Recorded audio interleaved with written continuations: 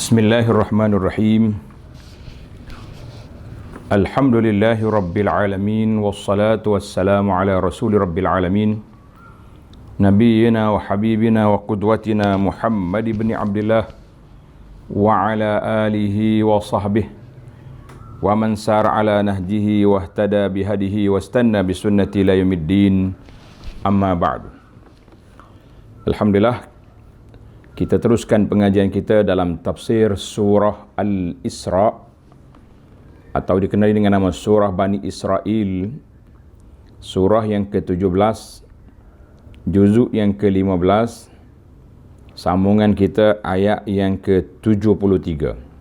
Ayat 73, tafsir pimpinan Jawi, muka surat 568. Di mana dalam kisah kita ini, iaitulah bagaimana puak-puak kafir cuba nak memesongkan Nabi SAW dan cuba nak mengeluarkan Nabi SAW dari Mekah. Dia 2-3 percubaan lah. Di antara percubaan dia nak pesongkan wahyu yang Nabi terima supaya ditafsir dengan cara yang salah, ataupun mereka berusaha untuk mengeluarkan Nabi SAW dari bumi Mekah. Ini di antara isi perbincangan kita pada ayat yang kita nak baca ini, insya-Allah. Baik, kita baca ayat dulu. A'udzu billahis samii'il 'aliim minasy syaithaanir rajiim. Wa in kaadu la yaftinunaka 'anil ladzi awhaynaa ilayka litaftariya 'alaynaa ghayrah wa idzan lattakhaduuka khaliilaa ولولا أن ثبتناك لقد كدت تركن إليهم شيئا قليلا إذا لأذقناك ضعف الحياة وضعف الممات ثم لا تجد لك علينا نصيرا وَإِنْ كَادُوا لَيَسْتَفِزُّونَكَ مِنَ الْأَرْضِ لِيُخْرِجُوكَ مِنْهَا وَإِذًا لَا يَلْبَثُونَ خِلَافَكَ إِلَّا قَلِيلًا سُنَّةَ مَنْ قَدْ أَرْسَلْنَا قَبْلَكَ مِنْ رُسُلِنَا وَلَا تَجِدُ لِسُنَّتِنَا تَحْوِيلًا. Ayat ini seperti yang saya sebut di awal tadi. Tengok ayat 73. Wa in kadu la yaftinunaka 'anil ladzi awhayna ilaika litaftari 'alaina ghairah. Dan sesungguhnya nyaris-nyaris mereka dapat memesongkanmu, wahai Muhammad sallallahu alaihi wasallam, dari apa yang kami telah wahyukan kepadamu, supaya engkau ada-adakan atas nama kami perkara-perkara yang lain. Maknanya percubaan puak kafir mari nak pesongkan Nabi supaya salah faham dengan ajaran yang diterimanya itu. Itu percubaan. Mereka orang kafir nak cubalah kan. Tapi kita yakin dan percaya Allah Ta'ala jaga Nabi dia, Allah Ta'ala jaga Al-Quran dia, dan tidak akan berlaku perkara yang tersebut. Tapi kalau terjadi, andainya terjadi, ini dikira andainya terjadi, wa idzal lattakhazuka khalila, dan kalau engkau melakukan yang demikian, barulah mereka menjadikan engkau sahabat karibnya. Jadi sahabat karib lah. Tengok nota di bawah 664. Sepuak dari kaum Arab musyrik telah menyatakan kepada Nabi Muhammad sallallahu alaihi wasallam bahawa mereka akan memeluk Islam dengan syarat supaya mereka dibenarkan melakukan beberapa perkara yang bertentangan dengan hukum-hukum Islam. Dia panggil satu perundingan lah. Aku boleh ikut Muhammad kita kata sallallahu alaihi wasallam, tapi kamu kena beri ruanglah, kelonggaran, toleransi bahasa sekarang ni, toleransi kepada kita. Tetapi dengan pertolongan Allah, baginda Nabi sallallahu alaihi wasallam terselamat daripada dipengaruhi oleh mereka. Tak mungkin berlaku sedemikian. Maka itu yang dicuba oleh puak-puak kafir. Cuba apa? Cuba nak khianat kepada Nabi sallallahu alaihi wasallam. Kita tengok munasabah ayat ini dengan ayat yang sebelumnya. Allah SWT telah menghitung, menyebut beberapa nikmat-nikmatnya yang dianugerahkan kepada hamba-hamba dia, dan nikmat boleh mencari rezeki di lautan dan di daratan, dan zaman kita ini di udara boleh lagi. Maka diikuti dengan Allah Ta'ala sebut darajat di akhirat, kan? Kemudian Allah Ta'ala sebut keadaan orang-orang suada, orang-orang yang berbahagia, ambil di mana. Kemudian Allah Ta'ala ikuti lagi ayat ini dengan memberi peringatan kepada orang-orang yang bahagia. Jangan terpedaya, jangan terpengaruh dengan kumpulan-kumpulan yang sesat.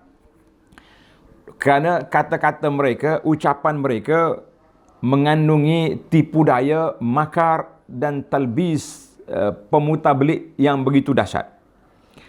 Maka Allah Ta'ala peringatkan di sini, sebagaimana ayat yang telah kita baca tadi, wa in kadu la yaftinunaka 'anil ladzi auhayna ilaik ay wa qad qaraba kuffaru qaumik.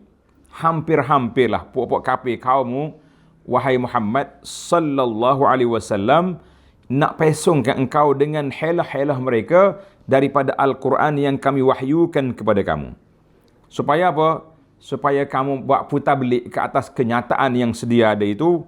Maka bila kamu buat kenyataan yang menepati dengan hawa nafsu mereka, tinggal Al-Quran, ketika itu wa idzal lattakhazuka khalila, kalau kamu buat benda tak berlaku, kalau, maka mereka akan ikut kamu, akan memberi kasih sayang kepada kamu, beri kepatuhan dan sebagainya lah. Yang penting benda itu tidak berlaku. Yang kita kena tahu, perkara yang diandai itu tidak berlaku kepada Nabi sallallahu alaihi wasallam. Tengok dalam tafsir, ulama kata apa? Qala ba'du ahli ilmi. Sebahagian daripada ulama tafsir kata apa ni? Sebagian ulama tafsir kata qarabu zalika fi zannihim. Ini baru sedap ayat dah. Hampir-hampir itu pada sangkaan mereka saja, bukan hampir sungguh, tapi pada sangkaan puak kafir, mereka hampir berjaya memperdayakan Nabi sallallahu alaihi wasallam. Ataupun terdetik dalam hati Nabi, cuba nak layan mereka. Tapi kita ambil yang pertama lebih selamat, bahawa itu semua puak-puak kafir cuba nak memperdayakan Nabi sallallahu alaihi wasallam, tapi mereka tak akan berjaya. Sebab Nabi duduk di bawah bimbingan, panduan daripada Allah Azza wa Jalla, bukan dia duduk keseorangan sebagaimana yang disangka oleh puak-puak kafir. Puak kafir dia ingat Nabi duduk seorang. Hak Nabi ajar ni hak dia sendiri. Kan, kita kata kamu jangan salah faham. Apa yang Nabi ajar itu daripada Allah Azza wa Jalla. Allah Ta'ala yang menetapkan, Allah Subhanahu wa Ta'ala yang wahyukan kepada Nabi sallallahu alaihi wasallam. Baik, kita pergi kepada ayat yang 74. Walaula an sabbatnaka laqad kitta tarkanu ilaihim syai'an qalila. Dan kalaulah tidak kami menetapkan engkau, yakni berpegang teguh kepada kebenaran, tentulah engkau sudah mendekati dengan menyetujui sedikit kepada kehendak mereka. Mana kalau tidak ada sabat daripada Allah Ta'ala, dia letak dalam hati Nabi sallallahu alaihi wasallam bahawa tidak ada siapa yang boleh pesong Nabi, tidak ada siapa yang boleh selewengkan Al-Quran ini, maka kita mengatakan apa dia? Mereka tidak akan maknanya mereka akan berjaya. Tapi benda itu tidak berlaku. Allah SWT sebut Nabi sallallahu alaihi wasallam yang begitu cerdik. Maka di sini Allah sebut lagi sekali bahawa Bukan setakat itu saja, tapi perjalanan dakwah Nabi kana bi'ismatillahi lah. Perjalanan Nabi itu penuh dengan bimbingan dan kawalan daripada Allah Azza wa Jalla kepadanya. Kawalan daripada Allah Azza wa Jalla, maka tidak ada siapa yang boleh kacau dia. Tengok dalam ayat dia kata, walaula an thabbatnaka ya Muhammad sallallahu alaihi wasallam alal haqq. Kalau tidak kerana kami pasakkan hatimu itu memang tetap teguh di atas kebenaran, wa asamnaka minal khida' bihiyali qaumikal kufar, dan kami selamatkan engkau daripada hela-hela, tipu daya yang dibuat oleh kaummu, laqarabta an tamila ilaihim syai'an qalila. Maknanya hampir-hampirlah ada jugalah kamu macam nak berunding dengan mereka. Nak buat apa yang dia kendaki. Jadi di sini kata di para ulama tafsir, maknanya annaka kunta ala sadr rukun. Mu macam nak pergi berunding dengan mereka, nak pergi bincang. Sebab apa? Liquwwati khad'ihim, karena terlalu kuat tipu daya mereka, terlalu kuat. Wa shiddah ihtiyalihim, dan helah mereka yang terlalu kuat. Tapi dengan penjagaan kawalan daripada Allah Azza wa Jalla, Nabi kita tidak terbabas ataupun tidak tergelincir daripada landasan yang telah disebut oleh Allah Azza wa Jalla ini. Kata di Ibnu Ashur, laula ifhamuna iyyaka wajhal haq. Kalaulah tidak kerana kami anugerahkan kepada kamu kepahaman mengikut jalannya benar, la khusya an taqtariba. Dibimbangi, takut-takut engkau coba nak berbincang dengan dia walaupun sedikit, nak rukun, maknanya nak pergi kepada. Tapi kata di para ulama luar, dia kata walaula tu tadullu alam tina, dia panggil harful imtina, maknanya kalau tidak, maknanya kalau ada hak ni tak akan berlaku. Itu dia panggil tadullu alam tina syai' liwujudi ghairihi, maknanya kalau tidak kerana ni jadi gini. Contoh kita kata kereta ni terbabas, kalau tidak ada kerana penghadang ini sudah jatuh dalam gaung. Jadi oleh kerana ada, tak ada. Maka oleh kerana kami telah beri kepada Nabi sallallahu alaihi wasallam sabbatnaka, telah teguhkan dia, telah sabatkan dia, maka tidak berlakulah perkara yang sedemikian. Tak perlu lagi kita cuba nak takwil, kita cuba nak orang panggil nak mencari satu jalan yang boleh nampakkan akan berlaku benda tu, kita kata tidak mungkin berlaku. Baik para jemaah sekalian, kita tengok kepada ayat yang seterusnya. Allah Ta'ala sebut, idzal la'azaqnaka dhi'fal hayati wa dhi'fal mamat. Dan jika engkau melakukan yang demikian, lakukan yang mana? Ikut apa yang dikendaki oleh puak kafir tadilah. Andai kata, kalau kamu buat, tentulah kami akan merasakan kesengsaraan yang berganda semasa hidup. Allahu Akbar. Maknanya kalau kamu pergi bertoleransi dengan puak kafir, luar daripada konteks yang dibenarkan oleh Allah Azza wa Jalla, kamu terima apa yang dicadangkan oleh mereka itu, la'azaqnaka, nascaya kami akan timpa ke atasmu azab yang berganda-ganda di dunia dan juga azab di akhirat. Sebab apa? Kata di Syekh Syangqiti, dhi'fal hayat wa dhi'fal mamat, ay mislai azabal hayah fid dunya, dua kali ganda azab di dunia dan dua kali ganda azab ketika mati di akhirat. Sebab apa?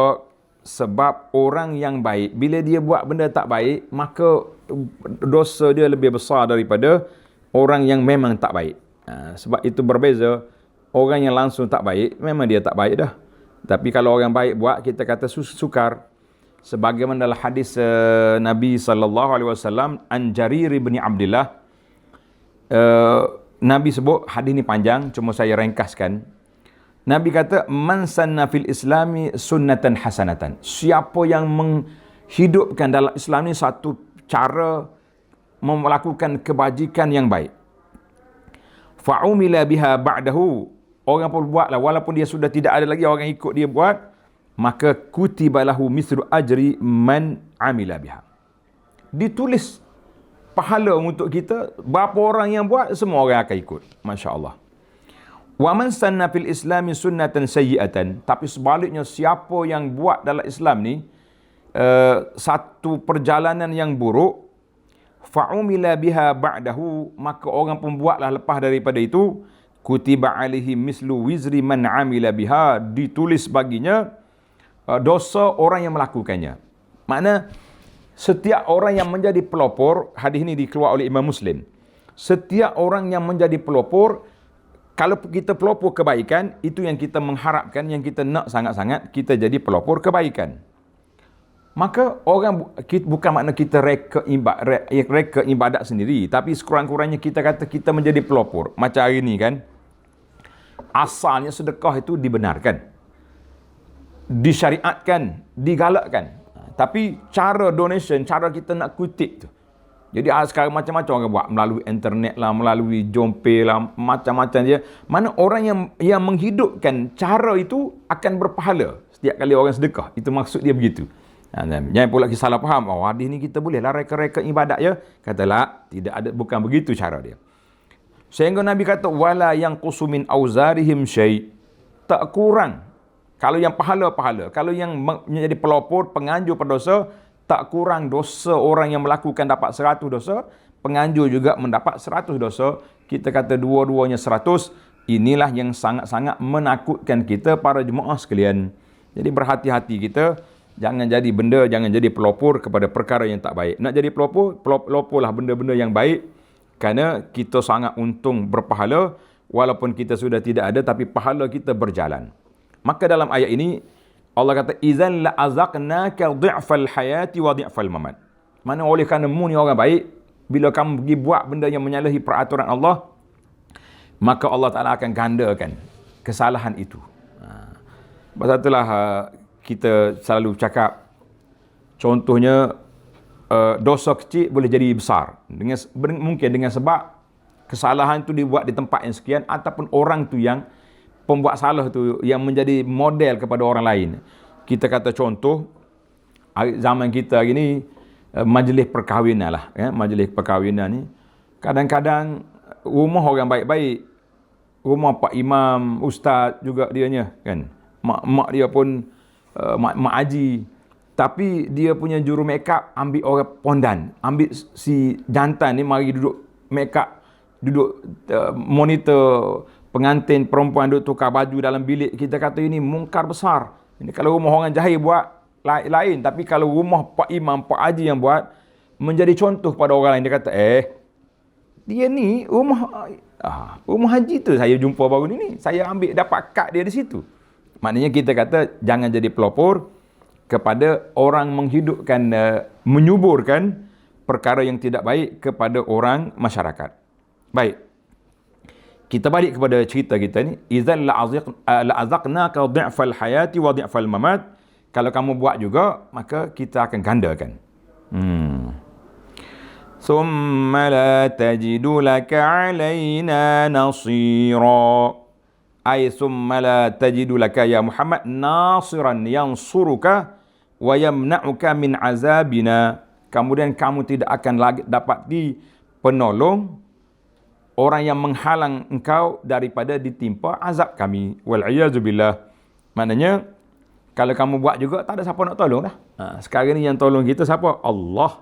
Yang bantu kita, yang jaga kita siapa? Allah. Tapi kalau kamu buat benda yang tak baik, Tuhan berlepas diri, Tuhan tak ambil peduli dengan kau lagi, maka siapa yang akan membela kamu? Tidak ada siapa yang membela kamu. Allahu Akbar.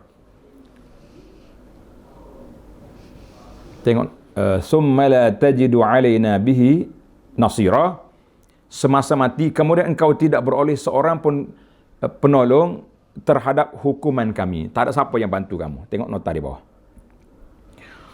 Allah Subhanahu wa taala menegaskan bahawa jika tidaklah kerana pertolongannya dan perlindungannya, tentulah Nabi sallallahu alaihi wasallam akan terpengaruh sedikit kepada tipu daya kaum kafir musyrik itu.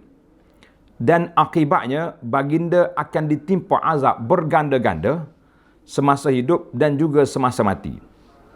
Jika Nabi demikian keadaannya, maka kalau Nabi keadaannya begini demikian, maka umatnya yang beriman dituntut merenungkan hal ini dan jangan lalai daripada memohon perlindungan Allah Azza wa Jalla pada setiap masa, supaya tidak dipengaruhi oleh tipu daya syaitan-syaitan zamannya. Wa'udzubillah.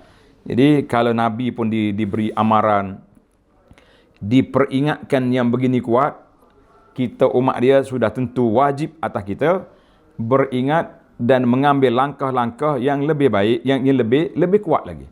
Sebab kita tidak ada wahyu, kita tidak ada penjagaan terus. Jibril datang contohnya, tapi maka kita kena belajar. Baiklah, kita pergi kepada ayat yang seterusnya.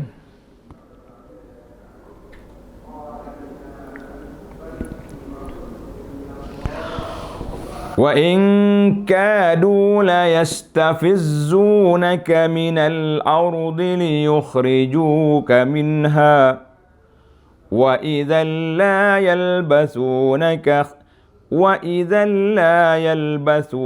khilafaka illa qalila. Dan sesungguhnya mereka hampir-hampir berjaya mengganggumu daripada tinggal aman di bumi Mekah, dengan tujuan mereka dapat mengusirmu dari negeri itu. Maknanya puak kafir dia suka sangat, dia nak supaya dia attack Nabi, supaya Nabi kita keluar daripada Mekah. Mereka sebenarnya nak mengeluarkan Nabi sallallahu alaihi wasallam, tapi sukar juga bagi dia, sebab Nabi ada keluarga dia, ada anak beranak. Di peringkat awalnya Abu Talib ada dalam kabinet Quraisy. Maknanya apa-apa kes pun kena bincang sekali dengan Abu Talib. Jadi Abu Talib kata, anak saudara saya tu, kalau kamu nak keluarkan dia, biar saya bincang dulu. Aku bagi nasihat dia, aku berunding dengan dia. Masalah apa yang apa ni, yang tak boleh nak bincang, maka terhenti begitu saja. Tapi bila sampai masanya Allah Subhanahu Wa Taala, sampai masanya Allah yang arahkan supaya Nabi kita keluar. Andainya, tengok dalam ayat ini bahaya sekali. Andainya mereka yang halau Nabi SAW keluar, apa jadi? Wa idzal la yalbasuna khilafaka illa qalila. Dan jika berlaku demikian, mana puak kafir bersepakat halau Nabi SAW keluar daripada Mekah, maka mereka tidak akan tinggal di situ sesudahmu, melainkan sedikit masa saja. Apa maksud dia? Tengok 665. Yakni Allah Ta'ala menerangkan bahawa kaum musyrik Mekah sedang merancangkan rancangan jahat untuk menyusahkan baginda dengan tujuan supaya Nabi sallallahu alaihi wasallam keluar meninggalkan tanah airnya. Oh, dia buat perancangan supaya Nabi kita tinggal. Lalu diberi amaran, jika mereka lakukan yang demikian, tentulah mereka akan ditewaskan sesudah itu. Maknanya kalau menghalau, Allah Ta'ala akan jatuhkan hukuman sebagaimana yang telah berlaku kepada siapa? Kepada umat-umat yang terdahulu. Jangan besar kepala. Jangan duduk besar kepala sangat. Baik. Ayat ini, ayat 75, Allah Subhanahu Wa Ta'ala cerita kepada kita tentang bagaimana puak-puak musyrikin cuba nak pujuk Nabi secara lembut, dengan helah-helah dia, kan, dia mari pujuk, hari ni aku sembah Tuhanmu, esok kau datang tempat aku. Itu dia panggil, kalau zaman kita agak pluralisme lah, pluralism. Maknanya bolehlah tukar-tukar, kan. Hari ni orang duk sibuk dengan orang-orang yang orang Kristian nak tulis nama Allah juga pada Tuhan dia Allah. Kita kata kalau nak tulis nama Allah, beriman dengan Allah lah. Dah kamu percaya dengan Isa tu sebagai anak Tuhan dan sebagainya, tak usah duduk panggil Allah, sebab Allah ni sifat dia lam yalid wa lam yulad, tidak beranak dan tidak diperanakkan. Tapi kalau kamu salah guna orang, guna Allah tapi untuk Tuhan yang kamu i'tiqad ada anak, ada, kita mengatakan ini salah tempat. Baiklah, isu ini sedang diperbincangkan oleh para ulama dalam negara kita. Mudah-mudahan kita doakan ada yang terbaiklah untuk kemaslahatan umat Islam di negara ini. mengikut apa yang perlembagaan dan kedudukan undang-undang dan juga kedudukan syariat Islam itu sendiri. Kalau undang-undang tinggi setara mana pun, kita jangan lupa, kita sebagai seorang Islam, undang-undang syariat Islam lebih tinggi daripada undang-undang yang dicipta oleh mana-mana pembesar-pembesar atas dunia ni manusia. Kita kata semua tu kecil belaka. Baik, para jemaah sekalian. Maka jika berlaku demikian, maka dia akan dihalau. Jadi asalnya mereka mari cuba-cuba, orang Kelantan kata nak kecek ni maknanya berunding lah. Mau mari tempat aku sekali, aku pergi tempat kamu, contohnya. Tapi tak berjaya. Dengan penjagaan daripada Allah Azza wa Jalla, maka mereka menggunakan kekerasan. Selepas daripada itu mereka gunakan kekerasan. Wa in kadu la yastafizunaka minal ard. Muhammad, kita kata sallallahu alaihi wasallam, kalau kamu tak dengar juga, kerah kepala juga, degil juga, nak ikut juga yang kamu tu, kami akan keluarkanmu daripada bawah Mekah. Mu tak boleh duduk sini. Kan kita ni banyak juga lagu tu kan. Kalau ada orang yang kita tak setuju, boleh keluar dari Malaysia. Maknanya cerita boleh keluar dari Mekah ni sudah diguna oleh puak Quraisy di zaman itu. Puak Quraisy zaman itu telah pun menggunakan pendekatan boleh keluar dari Mekah. Masya Allah, tabarakallah. Jadi ada juga istilah-istilah yang ada itu. Tapi kita kena ingatlah, Nabi tak akan keluar kalau setakat digertak oleh puak kafir. Bila Nabi SAW keluar, apabila datangnya perintah Allah Azza wa Jalla supaya berhijrah, maka ketika itu Nabi kita keluar. Nampaklah dengan kepungan puak Quraisy ketika Nabi berada di rumahnya, ketika Rasulullah SAW berada dalam gua Thawr, Quraisy datang mengelilingi gua sehingga Sayyidina Abu Bakar As-Siddiq radhiyallahu anhu rasa cemas kan. Cemas. Kita tak kata juga, depan mata kita nampak belegar kaki puak-puak Quraisy duduk kat luar ni. Abu Bakar kata apa? Nampak macam resah Sayyidina Abu Bakar. Ketika itulah Nabi sallallahu alaihi wasallam telah beri apa? Beri kata-kata semangat yang menunjukkan keimanan yang jitu. Nabi kata apa? Ma zannuka bisnain Allahu salisuhuma. Abu Bakar, apa yang kamu nak sangka? Kita berdua dalam gua, tapi Allah bersama dengan kita. Ma zannuka bisnain Allahu salisuhuma. Apa yang kamu nak sangka? Kita berdua di sini, Allah bersama dengan kita. Maka pada ketika itu jangan bimbang, jangan takut. Walaupun mereka jenguk dalam gua, mereka tak nampak. Kalau mereka jenguk sekali masuk dalam gua pun dia tak nampak kita. Dengan apa? Dengan izin, dengan penjagaan daripada Allah Azza wa Jalla. Wa ja'alna min baini aydihim sadda. Kan? Allah Taala sebut dalam surah, kami jadikan depan mereka ada tutupan. Maknanya kalau dia masuk dalam gua pun dia tak akan jumpa. Itu semua tu dengan kuasa Allah Azza wa Jalla. Baik, Masya Allah, tabarakallah. Inilah yang disebut oleh Nabi SAW kepada Sayyidina Abu Bakar, bahawa inilah yang disebut oleh Nabi SAW kepada Sayyidina Abu Bakar, suatu sebutan kata orang kalau dipasak atas bukit bergoncang. Ma zannuka bisnain Allahu salisuhuma. Apa yang kamu nak sangka kita berdua di sini, Allah bersama kita. Jadi Abu Bakar tenang, orang kafir duk pusing-pusing pun tak jumpa cari. Kita mengatakan itulah kuasa Allah Azza wa Jalla. Baik, mereka nak usahakan.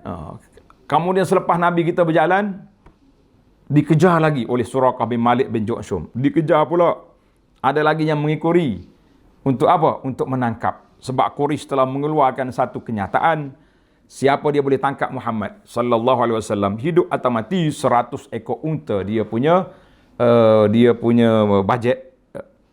Tapi apa boleh buat? Suraqah kejar Nabi sallallahu alaihi wasallam pada waktu paginya musuh. Tengah hari dia telah menjadi pembela Nabi sallallahu alaihi wasallam. Saya tak nak cerita panjanglah tentang hijrah di sini para jemaah. Tuan-tuan dan puan-puan boleh tengok dalam kuliah saya. Apa dia kuliah kita? Tajuk dia Hijratun Nabi sallallahu alaihi wasallam. durusun wa ibar. Maka Allah Ta'ala sebut di sini amaran keras kepada puak kafir. Andainya mereka buat, apa dia? Kalau mereka halau juga kamu, ataupun walaupun Nabi SAW keluar dengan berhijrah, dengan cara hijrah, wa idzal la yalbasuna khilafaka illa qalila. Dan jika berlaku demikian, maka mereka tidak akan tinggal di situ sesudahmu melainkan sedikit masa sahaja. Jika berlaku demikian, mereka akan tinggal di Mekah sekejap je. Mau akan datang azab. Tengok nota di bawah. 665. Allah Taala menerangkan bahawa kaum kafir Quraisy, kaum kafir musyrik sedang merancangkan rancangan jahat untuk menyusahkan baginda dengan tujuan baginda keluar meninggalkan tanah airnya, maka lalu diberi amaran. Jika mereka melakukan demikian, tentulah mereka akan ditewaskan sesudah itu. Kata di para ulama, wa qad kharaja Rasulullah sallallahu alaihi wasallam ba'da zalika muhajiran. Mana selepas daripada perancangan jahat. Di mana mereka buat perancangan ini? Dia buat satu tempat persidangan untuk Quraisy, nama dia Darun Nadwah. Nama Darun Nadwah. Di mana Darun Nadwah ni bahasa Syekh Mubarak Furi dalam Ar-Rahiq Al-Maktum, dia kata parlimen Quraisy. Maknanya perancangan jahat diputuskan di mana? Di parlimen Quraisy yang menetapkan bahawa Nabi SAW mesti dibunuh ataupun dibunuhlah, keputusan terakhir. Maka Nabi SAW keluar sebagai muhajiran, maka seolah-olah walaupun Nabi diarahkan oleh Allah supaya berhijrah, tapi cara itu macam mereka yang mengeluarkan Nabi sallallahu alaihi wasallam. Tak lama Nabi kita keluar, tahun yang pertama relax, tahun yang kedua bulan Ramadan, 17 Ramadan tahun yang kedua berlakunya Ma'rakatu Badar Al-Kubra, berlakunya peperangan Badar. Bila berlaku peperangan Badar, 70 orang pembesar Quraisy, perancang-perancang yang duduk ahli-ahli majlis parlimen Quraisy tadi, Abu Jahal dan geng-geng dia, laku hatfahum, mati bergelempangan di mana? Di Badar. Kemudian mayat mereka Nabi kita campak dalam telaga dekat situ. Maka tamatlah cerita dia. Allah sebut di sini lagi, sunnata man qad arsalna qablaka min rusulina wa la tajidu li sunnatina tahwila. Demikianlah peraturan kami yang tetap mengenai orang-orang yang telah kami utuskan sebelummu dari rasul-rasul kami. Maknanya orang dulu-dulu pun lagu ni keadaannya. Dan engkau tidak akan dapati sebarang perubahan pada peraturan kami yang tetap itu. Jadi kalau orang dulu kena, orang sekarang pun yang menghalau Nabi SAW juga akan kena. Tengok nota di bawah. Nota 666. Peraturan Allah yang tetap terhadap segala kaum kafir yang mendustakan dan menyakiti rasul-rasulnya ialah mereka akan dibinasakan setelah rasulnya keluar meninggalkan mereka. Kan kita tahu dah. Lut contohnya. Allah Ta'ala mari malaikat mulu keluar daripada kampung ni sebelum subuh. Orang ni keluar. Maknanya yang pentingnya keluar je Nabi, mereka akan binasa dalam masa yang sedekat. Cuma Nabi kita ni oleh kerana dia panggil bukan mereka keluar secara direct sangat, maka Allah tangguhkan mereka sehingga setahun Nabi kita hijrah, Rabiul Awal, tahun yang pertama kan. Jadi lebih kurang setahun 6 bulan. Dekatlah, mana setahun setengah barulah sampai tempoh yang dijanjikan oleh Allah untuk membinasakan mereka. Dalam pada itu, kerana Nabi Muhammad SAW Nabi yang membawa rahmat, maka kaum musyrik Mekah yang menentang baginda dan menyakitinya tidak dibinasakan punah ranah. Itu sedap ayat dia. Tidak dibinasakan secara punah ranah seperti yang terjadi kepada kaum-kaum kafir yang lain yang telah lalu, tetapi mereka telah menderita kesengsaraan dan kehinaan kerana ramai di antaranya terutamanya ketua-ketua mereka telah dibunuh di dalam peperangan Badar 70 orang dan ditawan seperti yang telah berlaku dalam medan perang Badar dan medan-medan perang yang lain. Tapi kita kata pukulan maut yang terawal yang dikenakan ke atas mereka dalam peperangan Badar. Sebab itulah makrakah yang besar yang berlaku pertama kali secara bertembung secara direct di antara Nabi SAW dengan tentera Abu Jahal. Tentera Abu Jahal berlaku di peperangan Badar. Jadi kita kata itulah tempoh yang Allah SWT berikan kepada Quraisy hanya 1 tahun setengah lebih kurang. Begitulah para jemaah sekalian, Allah SWT yang maha berkuasa, Allah SWT yang maha kaya, apabila dia berjanji untuk membantu hamba-hambanya, maka pertolongan itu akan sampai. Tapi kita kena ingat, bantuan Allah Ta'ala itu, perjanji Allah Ta'ala ditunaikan apabila kita menunaikan janji yang tersebut. Baiklah, kesimpulan daripada apa yang kita bincang di sini, walaupun secara ringkasnya, iaitu Allah Ta'ala, ayat-ayat yang kita baca ini menunjukkan beberapa pengajaran dan hukum. Yang pertama, Nabi kita sallallahu alaihi wasallam telah menghadapi banyak tipu daya puak musyrikin di Mekah dan berbagai helah putar-belik mereka.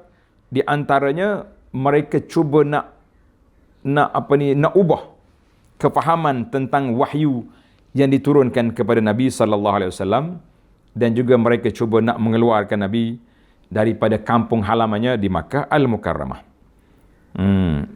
Tapi percubaan untuk menukar wahyu itu, tadilah yang saya sebut contoh tadi, toleransi yang melampau itu, maka tidak berjaya. Tapi sama juga mereka cuba nak mengeluarkan Nabi sallallahu alaihi wasallam dari Mekah juga tidak berjaya di peringkat awalnya. Maka dengan izin Allah Azza wa Jalla mereka berjaya. Nabi kita berhijrah, tapi tak lama hijrah pusing balik untuk mengambil Makkah Al-Mukarramah. Pada waktu itulah orang panggil Qasimatuz Zahr, kata orang patah belakang puak kafir Quraisy ni. Apa sebab patah belakang dia? Sebab bila Nabi pusing balik ke Mekah, tengok, ini dari sudut fakta sejarah. Peperangan Badar Ramadan tahun yang kedua. Tahun yang ketiga mereka serang Madinah, peperangan Uhud, dan mereka berjaya. Lebih kurang sama, 70 orang syuhada, orang Islam mati syahid. Tahun yang keempat khilaf ulama. Tapi yang ramai ahli siyar kata tahun yang kelima berlakunya peperangan Ahzab. Peperangan Ahzab, mereka datang dengan 10,000 tentera sehingga Nabi SAW bermesyuarat dengan para sahabat macam nak buat. Maka Nabi diminta oleh Salman Al-Farisi supaya menggali parit. Itu nama dia Khandaq. Peperangan Khandaq arti peperangan parit, ataupun Ahzab, peperangan yang dihadiri oleh barisan pakatan bersekutu. Segala kapi-kapi yang ada sekitar Mekah tu bersatu untuk lawan Nabi SAW. Nama dia Ahzab. Kemudian apa lagi? Tahun yang ketujuh berlakunya, tahun yang keenam Nabi kita pergi Mekah, mereka sekat, tak bagi masuk. Dapat melakukan perjanjian Hudaybiyah. Tahun yang ketujuh Nabi pergi Khaybar. Tahun yang ke-8 berlakunya pembukaan kota Mekah pada bulan Ramadan. Maknanya tahun 2, 3, 4, 5, 6, 7, 8. 6 tahun kemudian tamatlah episod pemerintahan Quraisy di Mekah. Nabi kita balik. Iza ja'a nasrullahi wal fath, inna fatahna laka fatham mubina. Maka Nabi kita ambil Mekah daripada Quraisy. Ketika itulah orang panggil patah belakang lah. Dalam bahasa istilah Arab yang menarik, dia panggil Qasimatuz Zahr. Maknanya patah belakangnya puak Quraisy. Sebab apa patah belakang? Habis lenyap habis dah dia punya negeri, dia punya kesyirikan telah diambil, dibersih oleh Nabi sallallahu alaihi wasallam. Dan yang baqiyatun nas, manusia yang ada lagi, yadkhuluna fi dinillahi afwaja, masuk agama Allah Taala itu berduyun-duyun. Kita kata alhamdulillah para jemaah sekalian, itulah sejarah ringkas ataupun perbincangan ringkas yang kita boleh ambil. Yang penting bagi kita, iaitulah perjuangan Islam ini mesti diteruskan. Apa yang dibawa oleh Nabi SAW mesti kita perjuangkan walaupun ditentang oleh mana-mana penentang. Menjadi sunnatul haya, sunnatul sunnatullah, ketetapan Allah Ta'ala, setiap yang membawa benda islah akan ada makhluk perusak yang akan menghalangnya. Jadi kita jangan peduli makhluk, selagi setakat mana yang kita mampu, kita buat kerja. Yang kita tak mampu, kita serahlah kepada Allah Azza wa Jalla. Allah Ta'ala nak lantik siapa pula, Allah Ta'ala nak angkat siapa, yang akan menyambung tugas-tugas tersebut, itu duduk di bawah bidang kuasa Allah Azza wa Jalla. Baiklah para jemaah sekalian, insya-Allah kita akan sambung lagi siri yang akan datang dalam ayat yang ke-78, aqimis salata lidulukis syamsi, iaitu tentang waktu salat, dan beberapa ayat lagi kita bincang dalam siri yang akan datang. Subhanakallahumma wa bihamdika asyhadu an la ilaha illa anta astaghfiruka wa atubu ilaik. Wa sallallahu ala nabiyyina Muhammad wa ala alihi wa sahbihi ajma'in. Walhamdulillahi rabbil alamin. Wassalamu alaikum warahmatullahi wabarakatuh.